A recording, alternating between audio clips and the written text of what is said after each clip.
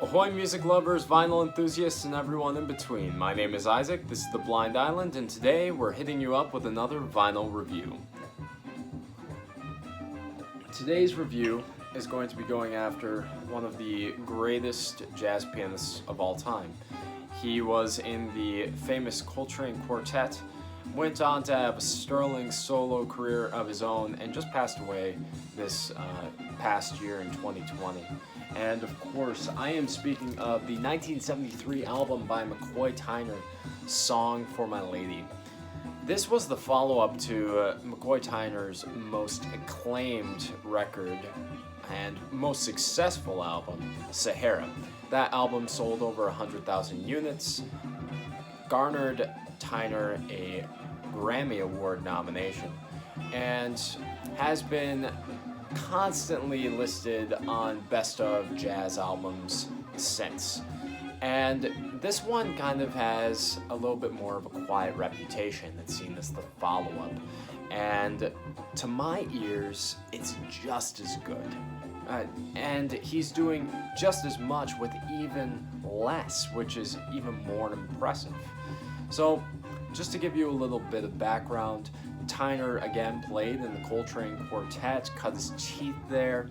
He left them, had a very respectable career doing solo work for the Impulse label, moved on to Blue Note, and then wound up recording 19 albums in a span of 11 years with Milestone. The man was prolific, constantly pushing his art to new fantastical heights, and this is no different. This record is propulsive, fiery, and pushes the boundaries of modal spiritualized jazz.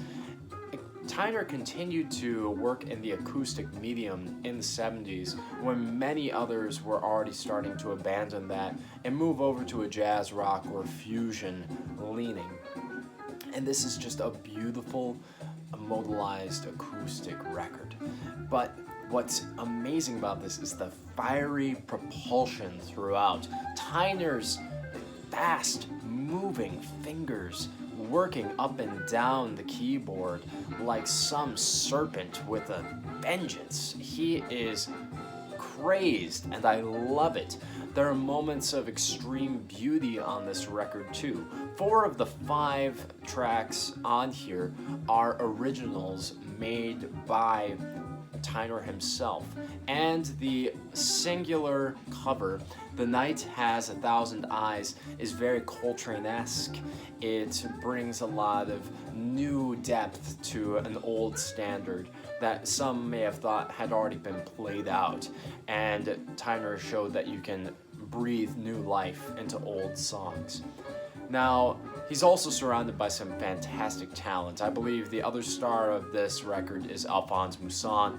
His drumming on here, it matches Tyner's pounding, propulsive nature, note for note, swing for swing, and just bringing such a new dimension and just this native, tribal, visceral aspect to the record.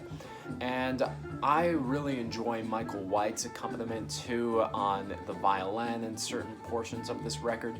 It may be reminiscent of Ornette Coleman to many people, where it has a lot of a screeching, squealing sort of element, and it kind of brings it to this scary, dark place. But I think that really it brings different nuance to the recording.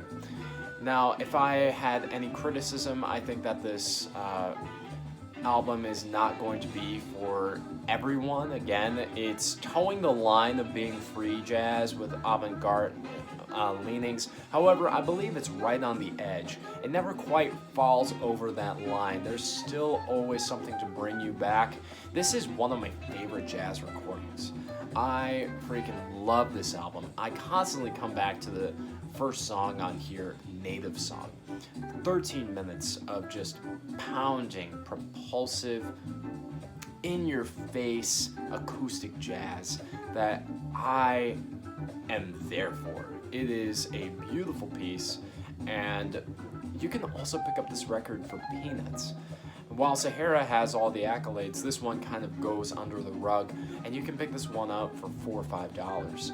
And it's a marvelous piece, one of Tyner's top 5 best albums he ever made, and I highly recommend it for anyone who's really into that kind of mid-period Coltrane quartet, where they were really starting to push towards the outer edges without fully going over to the free jazz side.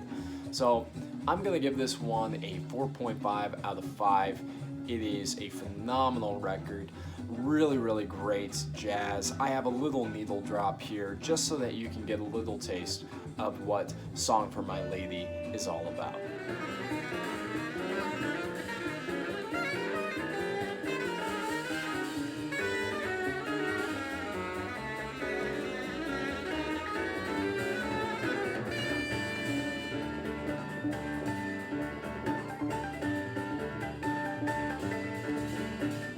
Alright guys, what did you think? Have you listened to much of Tyner before? What records have you listened to? Let me know in the comments below. Let me know also which records you'd like me to review next. And as always, I hope that you have a great day on your own personal oasis. Cheers.